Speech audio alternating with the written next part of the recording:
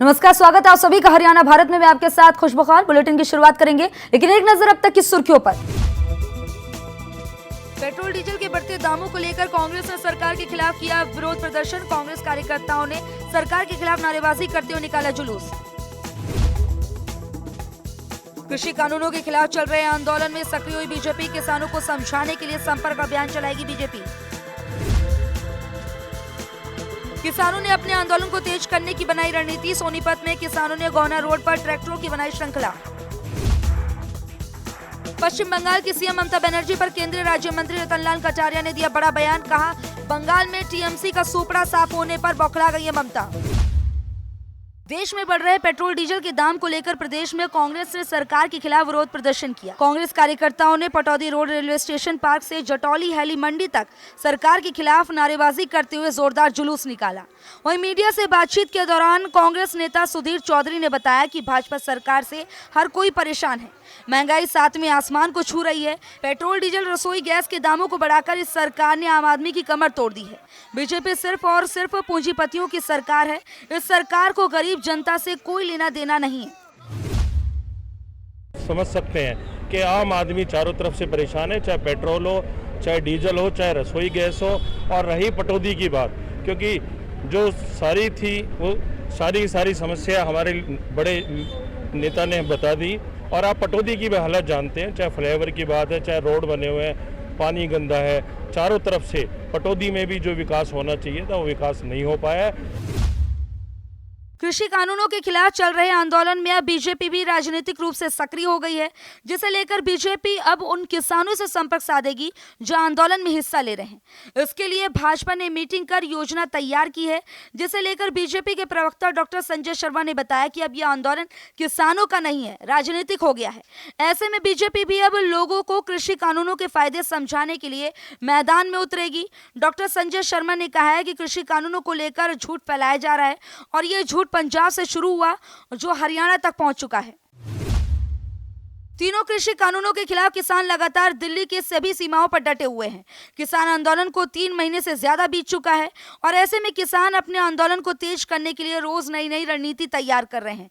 शनिवार को सोनीपत में किसानों ने गौना रोड पर ट्रैक्टरों की श्रृंखला बनाई और संयुक्त किसान मोर्चा के आह्वान पर किसानों ने ट्रैक्टरों की श्रृंखला बनाकर प्रदर्शन किया।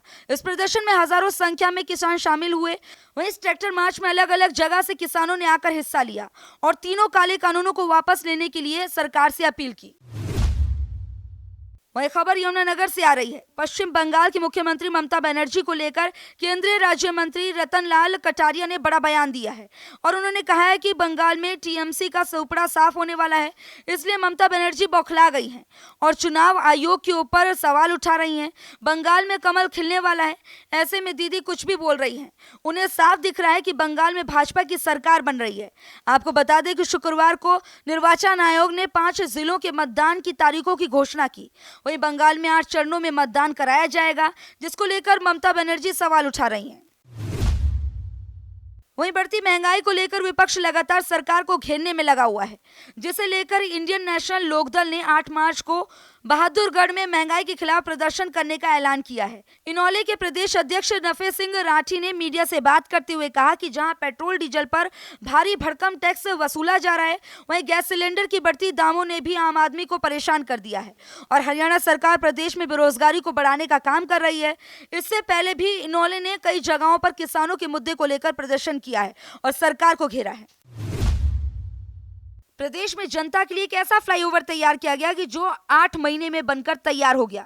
ये फ्लाईओवर बदरपुर बॉर्डर से पलवल तक बनाया गया है, जिसे कैबिनेट मंत्री मूलचंद शर्मा ने जनता को सौंप दिया है। वहीं केंद्रीय मंत्री कृष्णपाल गुर्जर की माने तो अब नेशनल हाईवे पर यात्रियों का सफर सुखद हो गया है, क्योंकि बदरपुर बॉर्डर से पलवल तक पहुंचने में 15 मिनट लगते हैं।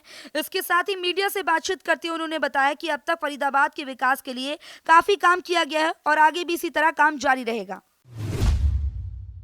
देश और प्रदेश और फरीदाबाद का बहुत तेज गति के साथ विकास हो रहा है। फरीदाबाद को लगातार जाम से मुक्त करने का काम सरकार कर रही है और आज उसी कड़ी में 25 करोड़ की लागत से बने हुए सीकरी पर फ्लाईओवर का शुभारंभ कर उसको जनता को समर्पित किया गया है। यमुनानगर में एक तेज रफ्तार ट्रक की चपेट में आने से एक बाइक सवार की मौत हो गई, जिसकी सूचना मिलने पर मौके पर पहुंची पुलिस ने शव को कब्जे में लेकर पोस्टमार्टम कराकर परिजनों को सुपुर्द कर दिया और उनके बयानों के आधार पर केस दर्ज करके आगे कार्रवाई शुरू कर दी। वहीं ट्रक चालक मौके से फरार हो गया। मृतक के भाई ने बताया कि उसका भाई पिछले 4-5 सालों से कैथल के लक्कड़ मंडी में मजदूरी करता है और वो कल रात को कैथल से अपने घर बाइक पर आ रहा था कि तभी यह हादसा हो गया। संत रविदास जी की जयंती पर शनिवार को देश भर में कई कार्यक्रमों का आयोजन किया गया। चंडीगढ़ में आयोजित एक कार्यक्रम में प्रदेश के मुख्यमंत्री मनोहर लाल ने रविदास जी को श्रद्धांजलि अर्पित की। उन्होंने संत रविदास जी की जयंती पर पुष्प अर्पित करते हुए उन्हें याद किया। इस समय मुख्यमंत्री ने रविदास जी की रचनाओं का भी जिक्र किया।